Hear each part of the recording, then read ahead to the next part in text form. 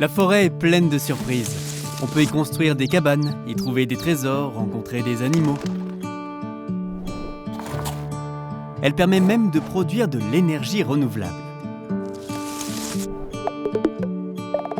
En France, la forêt est 2 fois plus grande et 4 fois plus dense qu'au milieu du 19e siècle. Autrement dit, aujourd'hui, il y a 2 fois plus d'espace pour se promener dans les bois.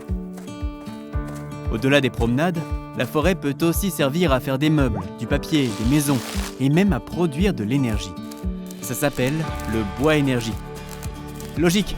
Et pour faire tout ça, on n'utilise même pas la moitié de la croissance de la forêt. Normal, sinon on n'appellerait pas ça une énergie renouvelable. Et le bois, c'est la première énergie renouvelable en France. Et comment ça marche ? C'est très simple.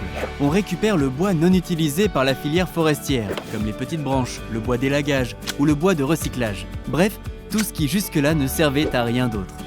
C'est un peu comme quand on monte un meuble. Il reste toujours des éléments dont on ne sait pas quoi faire. Sauf que là, il permet de produire de l'énergie.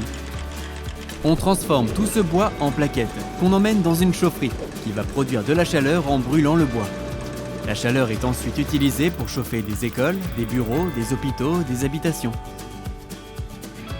En plus, le bois-énergie a un bilan carbone neutre.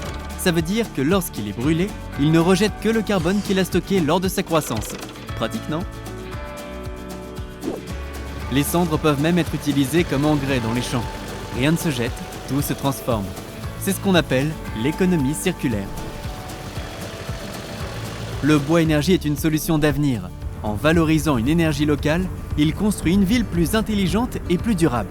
Et grâce à la forêt, on peut même produire de l'électricité.